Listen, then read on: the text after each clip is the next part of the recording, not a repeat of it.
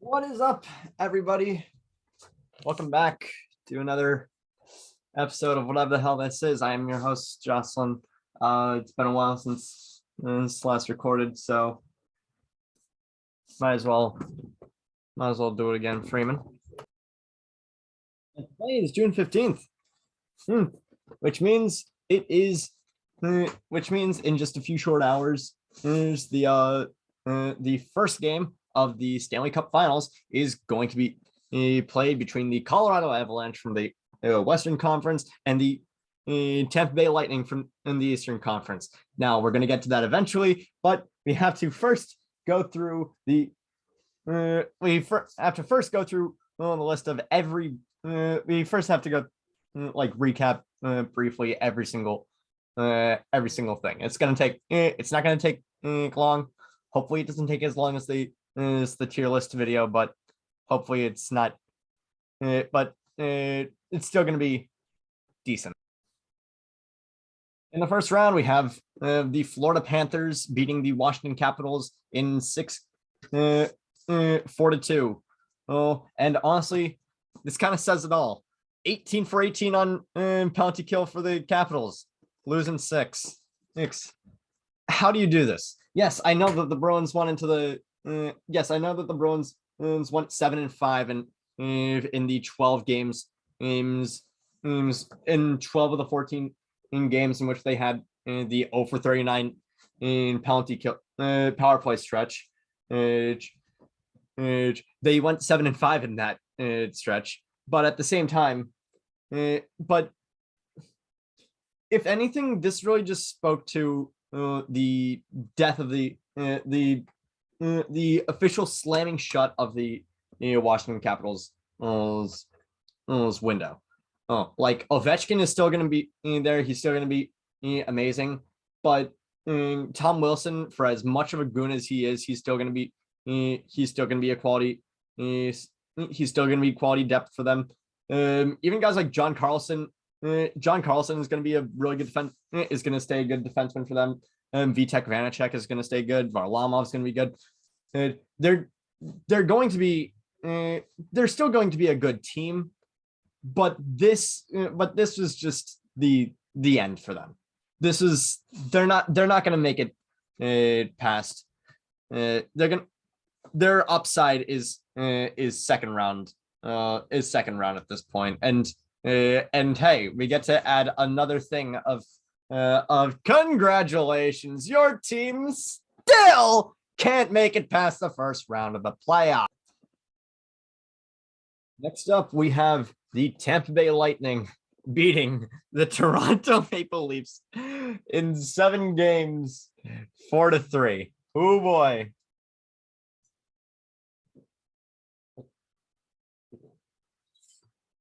That's good rosé.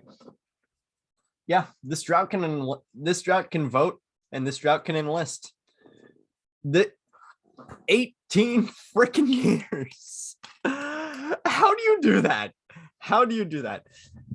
But I don't think it's really fair to say, oh my God, it's been 18 years. Blah, blah, blah. I mean, sure, it is fair to say that, but also this loss wasn't really on the same level as the past 4 consecutive losses in the first round. And this was not the dragged back memories of 2013 that 2018 was for them. This wasn't blowing a 3-2. This wasn't 3 straight series losses to the Boston Bruins like in 2019. This wasn't holy crap we managed to force a game 5 because the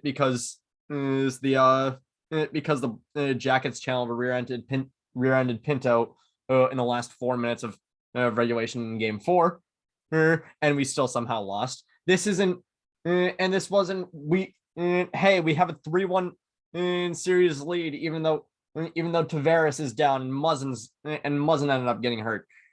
This didn't feel like any of that. This felt like you just lost. And Toronto had a better record than in Tampa in the regular season. And yeah, we're gonna get to records in a bit, but still, well, this just felt like a really hard fought series that Tampa just ended up winning in. And and Toronto fans, you can complain about all about the Justin Hall interference and call all you want. It was interference. It was he knew that he fucked up. He knew that he messed up bad. But honestly, I don't know where Toronto goes from here. But it's a thing for another time. It's a thing for another day. Have the Carolina Hurricanes beating the Bruins in 7 games. This is really all I have to say about this. Just fire Don Sweeney.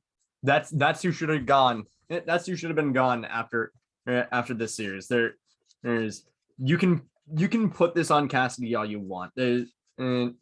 But every complaint anybody had about Cassidy, it would eventually go up to Sweeney. It would eventually go up to. You can eventually chalk it up to, oh, Sweeney never gave him anything. Was Grizzly bad in the playoffs? Absolutely. He sucked. And now he's in. And now we all know that he was injured, and Marchand was injured, and Riley was injured, and McAvoy was injured. Oh boy, this. The start of next season simultaneously can't come soon enough, and I am hoping to God that it comes later than we want, later than I want. But this, I hate this. I guess it was a hard fought series, but at the same time, you gotta win on the road on one of these times. I mean, TD Garden, everybody's on your case. I will still say that TD Garden is louder than PNC Arena in terms of like we want your head on a silver platter or energy, and not like woo, oh yeah, woo yeah type shit. But even still, well, you gotta win on the road at some point, guys. Just I don't know what you do in the offseason. Do you get I mean, the offseason starts with getting a number 2 center, obviously. I mean, actually, no. The offseason starts with you firing Sweeney and hiring Sean Horkoff. That's what the offseason starts with. Next up, we have yet another 7-game series with the Pittsburgh Penguins losing to the New York Rangers in 7 games. And with this, we sort of have to ask, who ruined this team? He's in a lot of rap songs. It's yep. Jim Rutherford, you kind of screwed this team. This team. I know he's been out of management for as long as for a good amount of time, but also just come on. You had a 3-1 series lead, and I know you're down Jari, and the Smith is kind of in and out of the infirmary.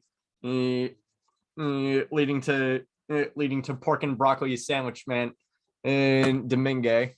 But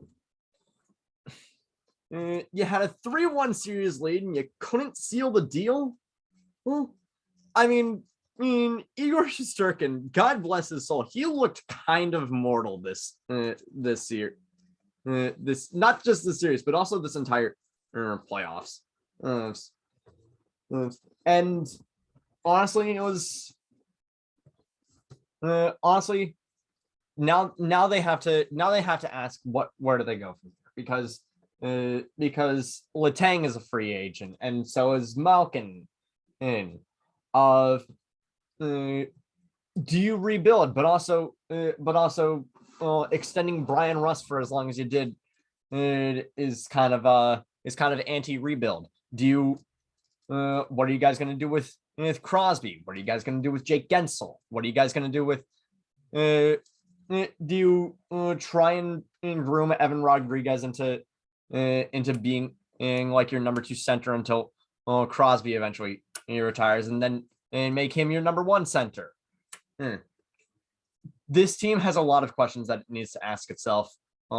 And honestly, they're the questions that I don't think this team is prepared to answer. I feel like within the next 2 or 3 years, they are going to completely fall apart. I know that Malkin and Letang, I think they want to stay here. I think they want to stay in Pittsburgh, but also you can't count on just gut feelings. You have to also play with your head at some point. So I don't think that again, this feels kind of like the Capitals in a way where like I can see within the next 2 or 3 years they're going to collapse, but it's not going to be but it's going to be like a controlled demolition, not like that type of shit, but like taken apart piece by piece until I guess this team wants to build around Brian Rust. If that's someone you want to build around, go right ahead. But I don't know, dude. I don't know. That ends the Eastern Conference for the first round. Let's go on to the West, where we have top seed versus wild card, with the Colorado Avalanche completely sweeping the Nashville Predators. I'm Saros that you didn't go further, my poor pathetic little meow meow is what that's.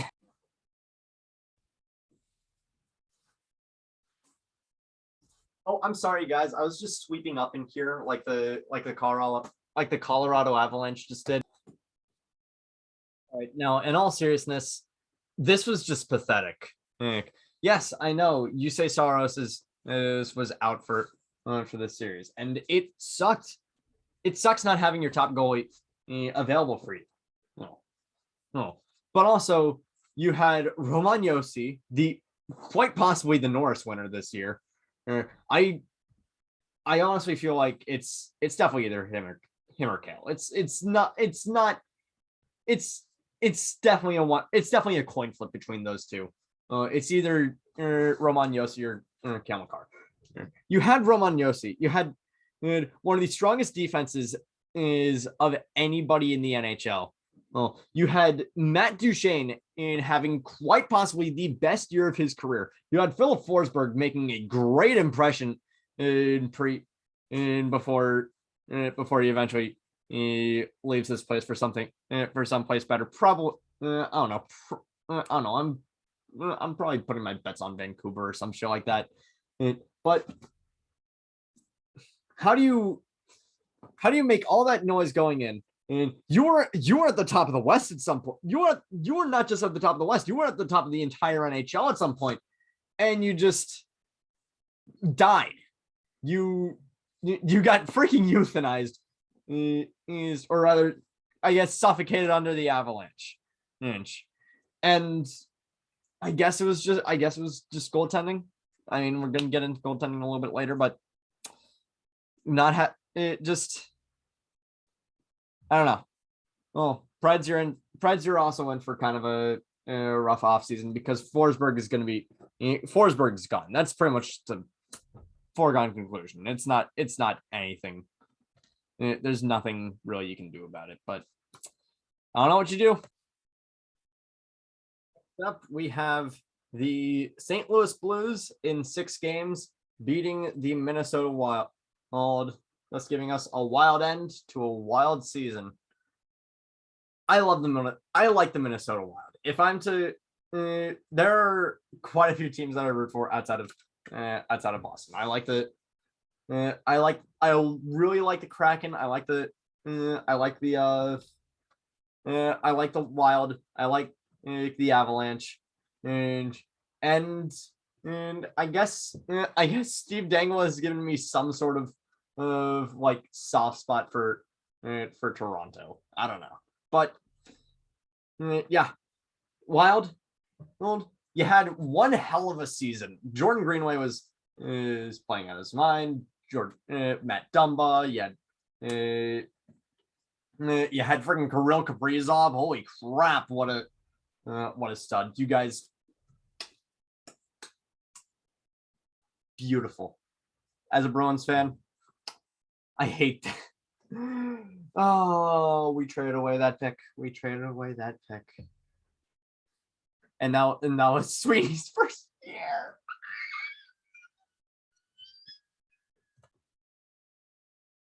Okay.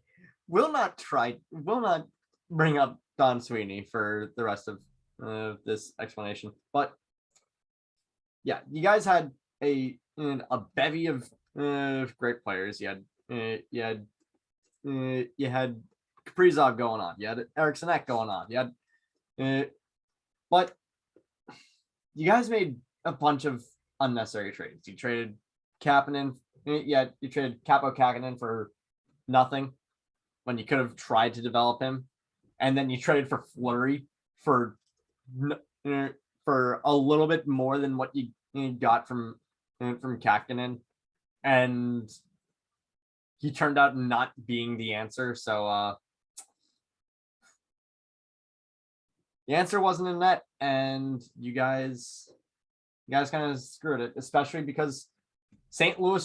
The St. Blues were down Torrey Krug, and you still couldn't do it. I wish I was saying something different. I wish I was saying that the Blues were lost this one, but not much to really go by there. This is really just a what if. And honestly, I hope you guys do well. I hope you guys play better, because this just isn't going to cut it. This just is not going to cut it. Now, on tonight's episode of Dallas, the Stars lose 4-3 to the Calgary Flames. Honestly, this was definitely sort of like a, I don't know really how to describe this. This felt like a passing of the torch of some kind. Definitely one in terms of head coach, because Rick Bowness is now not there anymore because he got fired. Because I mean, the writing was on the wall. 2020 was entirely a fluke. It was amazing that they got there, but there was no way in hell that they were going to sustain that form. But it felt like a passing of the torch of primary offensive contributors from guys like Radulov and Sagan to Hintz, Robertson, and Heiskanen, and with an added bonus of expecting Jake Ottinger to become a brick wall. Little did we know that he would become a brick wall. Dude posted a .958 save percentage in this series, and you guys still lost. Calgary, God bless them. They played great, but you guys, you had a chance to win this one, and you just kind of pissed it away. Just opened up and let loose right on in your fan base. But this felt like all right, we're all right. We kind of screwed this one, and I feel like now when Sagan's contract retires, when Sagan's contract ends, you guys got to start building the team around on guys like Hintz, like Heiskanen, like Robertson, and absolutely like Ottinger. There's no way that you can't keep Ottinger around for this one. I don't expect you guys to play. I don't expect you guys to be like insane. I don't expect you guys to be good, but I expect you guys to I do expect you guys to rebuild in a little bit. But I don't know. This was you guys played your hearts out. You guys just lost to a better team. It was unfortunate, but that's the way of the playoffs, baby. Now that episode of Dallas is over, we can clear out that space in the DVR for the Kings losing in 7 games to the Edmonton Oilers. And security, you might want to kick this one out. He snuck in somehow. Well, honestly, the Kings, they played great. They gave the Oilers hell, and and even though they didn't win, they deserved. They tried their hardest, and for a rebuilding team going against 2 of the best players in the entire NHL, it was fantastic for them. It was great, and honestly, they should be proud of themselves for getting this far. They should be very, very proud. I don't know how you. I think although I think next year, if you want steps to be taken, you gotta make sure that guys like that someone like Alex Turcotte manages to take a step. Someone like Quentin Byfield takes a step. You got to make sure that the young prospects take even bigger steps. They might not.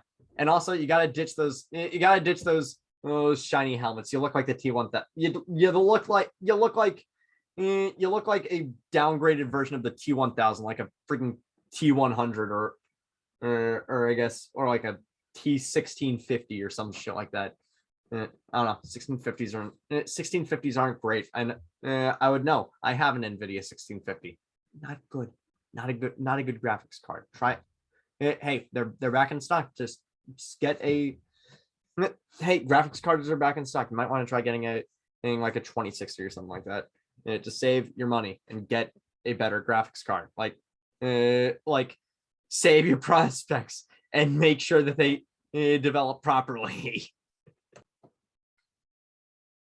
Now we're on to the second round, where we start off with another sweep of where the Tampa Bay Lightning sweep the Florida Panthers 4-0, and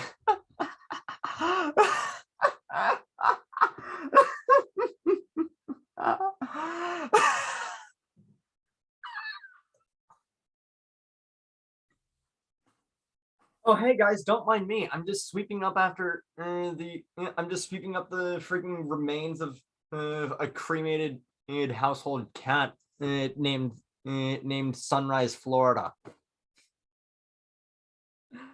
I love this. It's because it's pretty much the exact same situation that Tampa was in a few years ago, where they set the record for most goals scored in a single season in the salary cap era. With how many was it again? Give me 1 sec. 331 goals in a single season. That is impressive. You scored that many goals, and then you scored 3 in the second round. 3 across 4 games. What are you, a Barry Trotz led team? No. Okay. The firing of Joel Quenneville was great. It was fuck that guy. Fuck that scumbag piece of shit. It doesn't do not let him around anyone anymore. But and Andrew Burnett, holy crap, he coached this team so well. And then the second round started.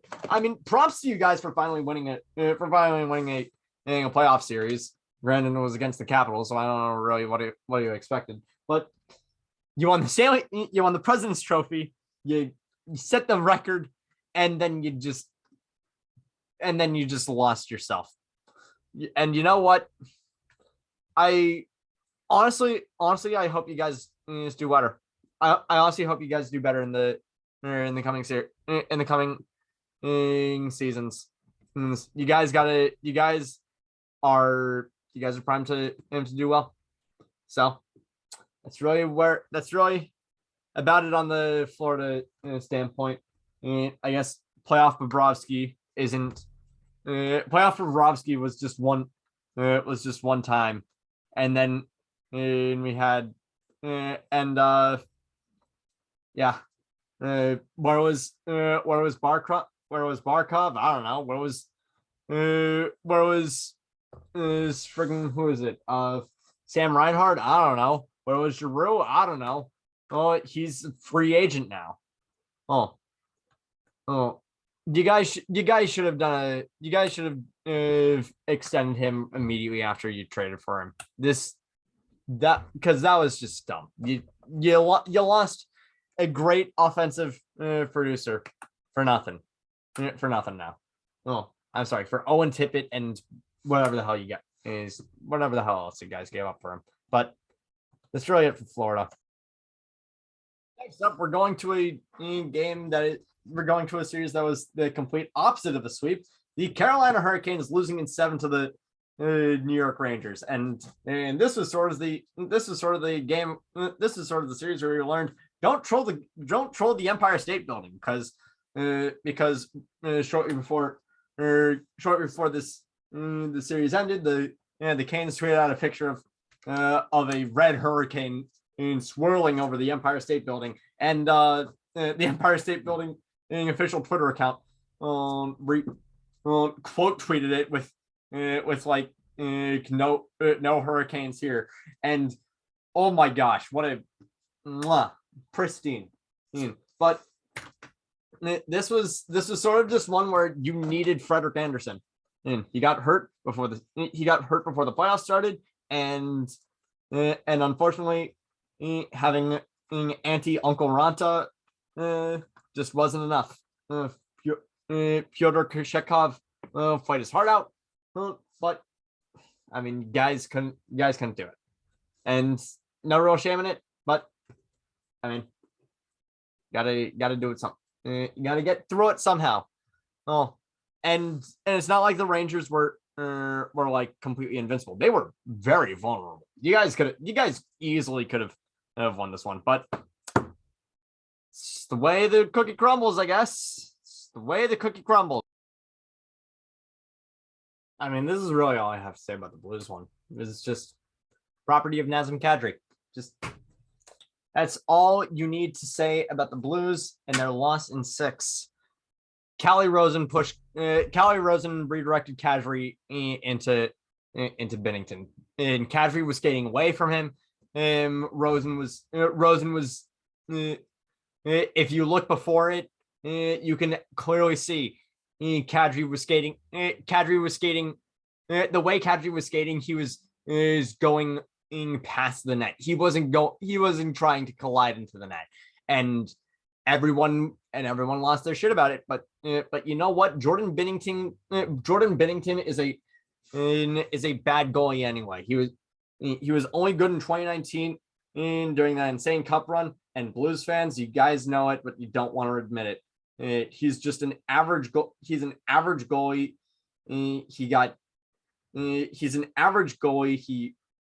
He somehow managed to 912 save percentage isn't the most impressive thing out there nowadays, is especially because I mean Igor posted like a 930 or some shit like this or something like that this season, and like 912.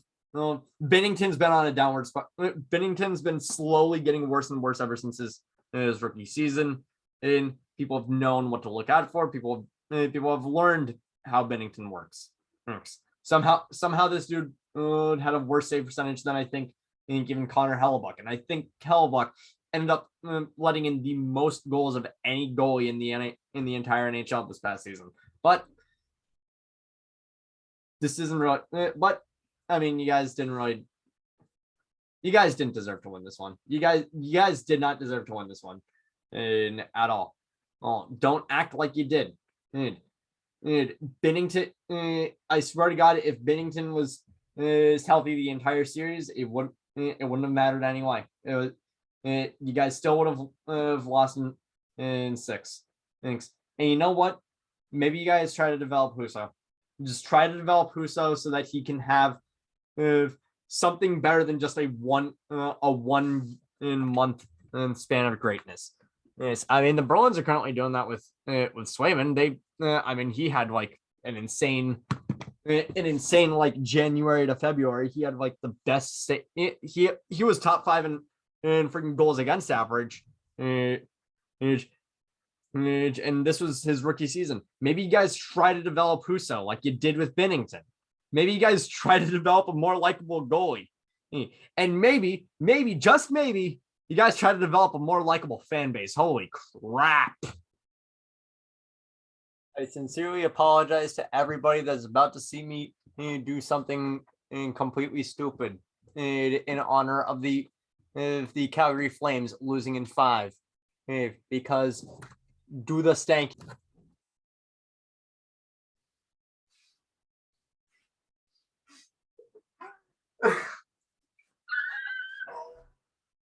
Oh boy. Oh boy.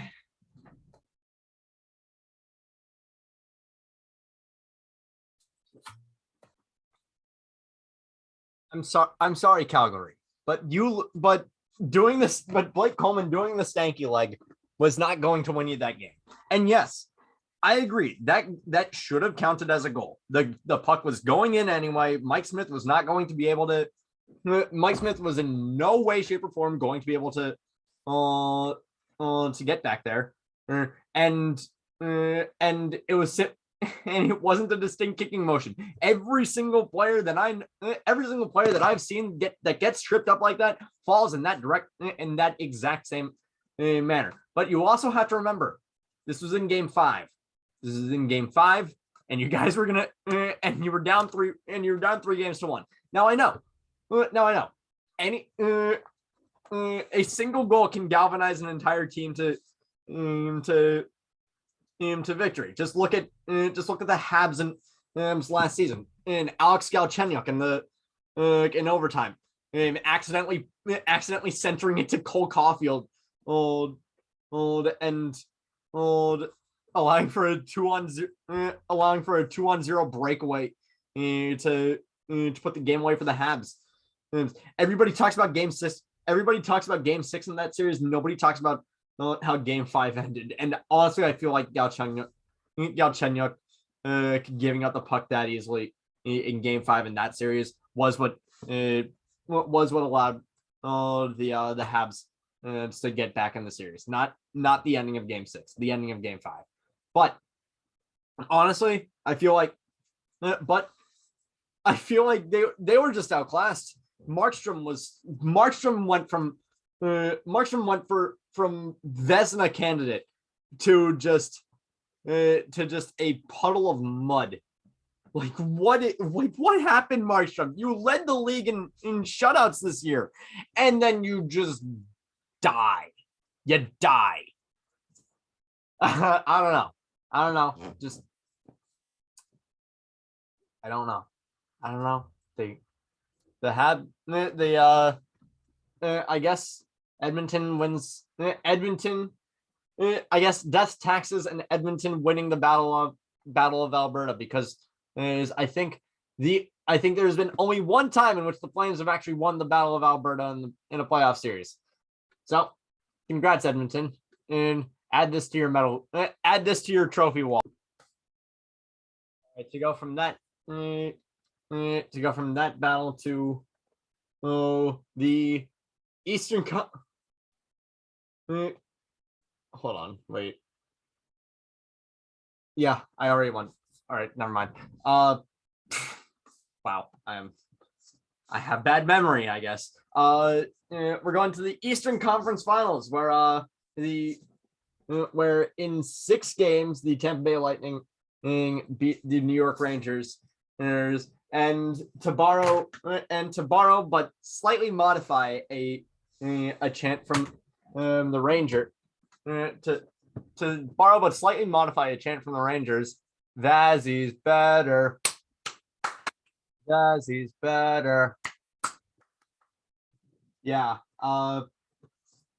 This was definitely the battle of goalies, because Igor Shesterkin, fantastic goalie, fantastic godlike goalie. Andre Vasilevsky, fantastic godlike goalie. It was 100% unstoppable force versus immovable object on both sides of the ice. And Rangers, you deserve some credit. You deserve some credit for making it as far as you did. It was just that you ran into one of the best goalies in hockey, and I know well, you guys had the best goalie in hockey this season, but that doesn't really mean much in the playoffs, because the playoffs because the regular season and the playoffs are a completely different breed. Ask Toronto about that. But the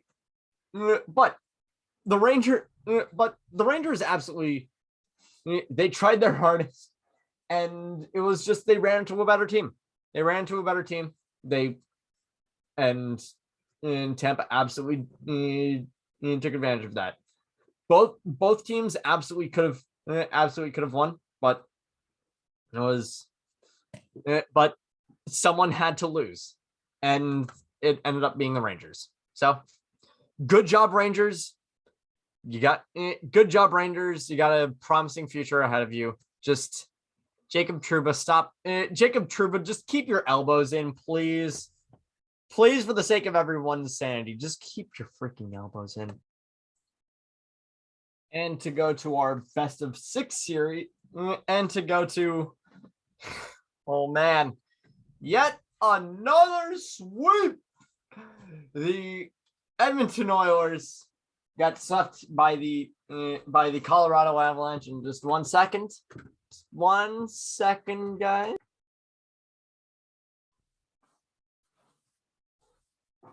Oh, sorry, guys. I didn't see you there. I was just sweeping up the remaining. Shreds of Evander Kane's credibility. Yeah, the Oilers got swept, and but not without taking their several pounds of flesh, with Evander Kane pretty much turning into the not the Bane, the Kane of hockey Twitter's existence. And shout out to my friends Charlotte and Charlie on hockey Twitter. Charlotte is at Carla Grizzlick, and I forget what Charlie's at is. Just give me one. Charlie is Strange Charlie _ follow both of them. They're both really cool, and they're both really fun hockey people. Oh, but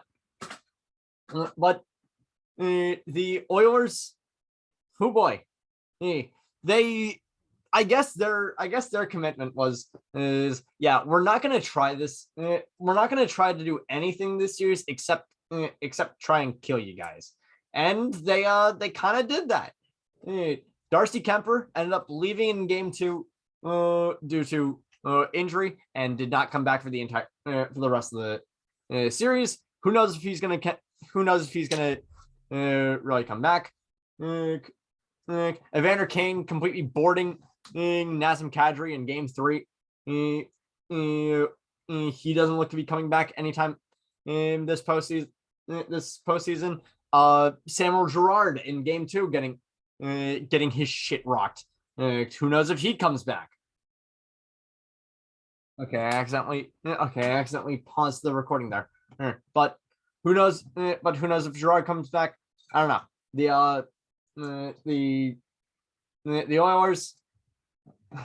I don't know. It looked like they ran out of gas. It looked like they went back to their normal state of oh hey, where's our depth? Where's our defense? And most importantly, where's our goaltending? Mike Smith, holy crap! You became one of the best goalies in the entire NHL for 2 series, and then you just completely died again, like Binnington did. Oh man, Edmonton, I will not cheer for you until you guys get rid of Evander Kane. Oh boy, oh boy. Now we have reached the end of the rubble, and among them two grand franchises have emerged. From the West. Who do we have? We have the immovable object that is the Colorado Avalanche. Honestly, their season has been absolutely incredible. Nathan McKinnon. It is a travesty that he is not as well renowned as anybody else. Like Crosby, he's been great for the past. Crosby and Ovechkin, they've both been fantastic. Like, honestly, I don't think either of them have been as good as Nathan McKinnon this year. And people still like Ovechkin absolutely been incredible. He scored 40 goals this season, and you can't really take that away from him. But McKinnon, holy crap, what a run. And it is a shame that he is not as much of a household name as guys like Austin Matthews and Steven Stamkos and Connor McDavid and Leon and Connor Mc cheat on my girl David. But hey, wasn't me. Freaking and also with Leon Draisaitl, and more recently Sammy Blais and Sammy Blais of the New York Rangers, and his favorite song being Sweet Home Alabama. Holy crap! What a fun series! What a fun week it's been in, everyone. But the Colorado Avalanche, but Nathan McKinnon, amazing guy, amazing player, and it's great to see him finally make a finals. And next to him is the captain of the team, Gabriel Landeskog, playing great consistent hockey as he usually does. And on the other side, we got my boy Mikko Rantanen. Honestly, Mikko Rantanen is my favorite player on the Avalanche, and it's not just because I selected him and I got him in fantasy, and he ended up being one of the best players on my fantasy league. But Mikko Rantanen, I feel like, isn't talked about enough in the realm of best wingers in the entire NHL. He only led the freaking Colorado Avalanche in points this season. And sure, that means that he didn't crack the 100-point threshold, but not many players do. Not people keep talking about like 100 points as if it's like the mark of a good good player. Or you have to realize that is like a point and a quarter per game. That's like something you get out of Jake DeBrusk in January. That's like something you get out of Jackie Bradley Jr. in some random month in the middle of summer. That's not sustainable. That's an entire season's worth of playing a point over. That's a season's worth of playing 5 points in 4 games. That's not sustainable. But Rantanen, being as good as he is, he played fantastic. And oh my god, I feel like I think Colorado fans have been waiting for this day since the year 2000. And keep in mind, the last time they were here, they had an old vet, one from my team, the Boston Bruins, and finally kicking the football. Finally, after Lucy pulls it out from Charlie Brown's it's like so many times, he finally kicks the football. Ray Bork finally wins the Stanley Cup. But this team has been waiting for another chance at the cup since that season, and ever since that, and it hasn't been good for them. They've had, Nathan McKinnon was a first overall pick. That means that in 2013, that means that they weren't really that good, because honestly, who trades first round picks with no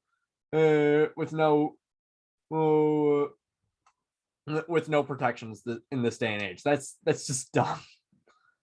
Unless you know that the team that you're trading them to is going to be genuinely really good, and then you're really just trading into the high 20s. But it doesn't matter. Nathan McKinnon, first overall pick in 2013. And then in 2017, holy crap, one of the worst seasons not just that this team has ever had, but in the entire NHL. Literally one of the worst seasons ever.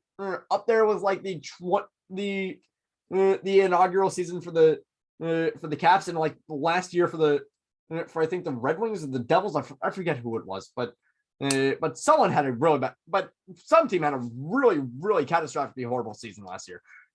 You play awful, and you still somehow end up losing the lottery. Who knows? Who would have ever suspected that losing the lottery was the best thing that ever happened to you? Because who went?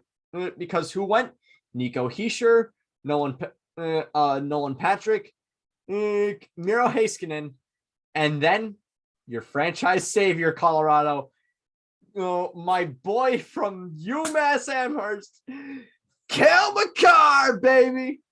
The best defenseman in all of hockey. Absolutely fantastic play throughout the entire season. And easily the best, probably the best defenseman in all of in the entire NHL. Right next to him is Devon Taves, one of the most underrated players in the entire NHL. And that's not to mention some of the younger depth that this team has, such as Bowen Byram, who's supposed to be like who's supposed to be also a fantastic defenseman, and then this team also does have a few old vets that are playing fantastic hockey to help them out, like guys like Nazem Kadri, even though he might not play this,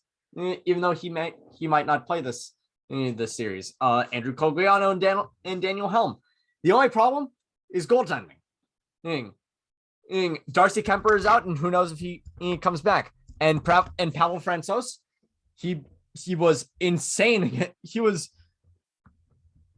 wasn't like he was immortal, but he played really well against Edmonton. But there's no guarantee that he will continue that form into this next series, especially since they are going up against the unstoppable force that is the Tampa Bay Lightning. Are you freaking kidding me? This is the third time in a row that they've made the Stanley Cup Finals. Although to be fair, the Islanders made it 4 times in a row, and they won all 4 times. Honestly, oh boy, this was a great season for this was an interesting season for Tampa. They didn't look that great down the stretch. They looked pretty mortal during March, April.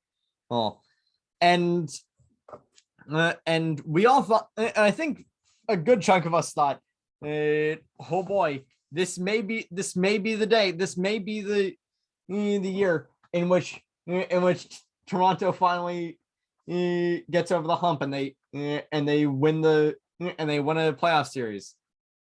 And then Tampa, and then Justin Hall committed an interference, and then we went to Florida, and I'm like, oh shoot, Florida's a great team. I wasn't scared of I was not scared of Florida. I thought in fact, honestly, I was rooting for the Bruins to lose even more in the last stretch so that we could go against Florida in the first round because I I knew that Florida was just a paper tiger. Florida was entirely just a paper tiger, or rather, a paper panther. They were entirely there was no way that they were going to be as good in the playoffs as they were as they were in the regular season. So that really wasn't so congrats. You beat the walking you beat the skating example of someone too big for their britches. And then you completely goalied the freaking the Rangers. And now you're back here again. But also, I do have to say that Toronto kind of hobbled you guys, because now you are without because you've been without Braden Point the entire after like game 6 of the first round. And yes, you've been able to do so well during that stretch. You might need him back, but thankfully, you guys might be getting him back. But even then, you guys have had Steven Stamkos being insane, and Nikita Kucherov. Holy crap! What a player! Now I've been on record saying that Nikita Kucherov is silently one of the dirtiest players in the entire NHL. And yes, I stand by that. But also I can't deny that he's easily one of the best. He's easily one of the best players in the league. He's like Marchand, where like he'll be a freaking asshole, but he's still be one of the best players in the league. And unlike Colorado, they've been able to have decent goaltending the entire way through. Andrei Vasilevsky, playoff Vasilevsky is a much different beast than in any other prime playoff goaltender. Like, I feel like this dude could, like, honestly, if I could put money on a goalie battle between him and between playoff Vazzy and playoff Foix, I would have such a problem, and I would have such a problem trying to choose. I would probably just bet on neither. I would probably just bet on neither, and be like, well, okay, I'm not gonna say anything, because, but also, this team has had insane defense, with, but also with guys like with that top pair, and also Mikhail Sergachev. I will forever say this: Mikhail Sergachev is such a good defenseman to be playing on the third pair. But that honestly speaks to Tampa. That honestly speaks volumes to how stacked Tampa is, more than it speaks volumes to how to Sergachev's play. Like, on 31 other teams, he would be in the top 4, but because he's on Tampa, he's in the bottom. He's in the bottom 2. You also got deadline acquisitions like Nick Paul, coming in clutch. And honestly, I feel Tampa has Tampa. They've been playing insane. I can't really go into it because you guys already know how good they've been playing. You guys already know how insane they have been at being a good hockey team. And so I feel like everything that I will say now, everything that I've said about Tampa has just been restating the obvious. Yes.